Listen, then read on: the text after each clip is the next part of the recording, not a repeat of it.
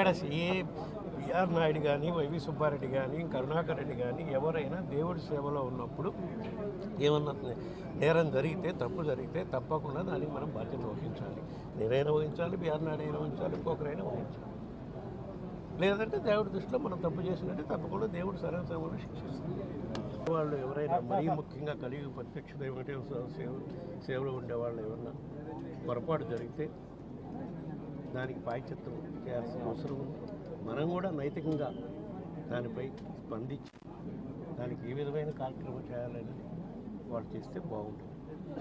లేదా వెంకటేశ్వర దృష్టిలో అది తప్పుగా భావిస్తే వెంకటేశ్వర స్వామి శిక్షిస్తాడు. అది ఎవరైనా కానీ ఇంకొకరు కానీ నువ్వు కానీ ఎవరైనా దాని మీద మా పార్టీ తరఫున ఇచ్చి మా డిమాండ్ పెట్టారు, రాజీనామా చేయాలి.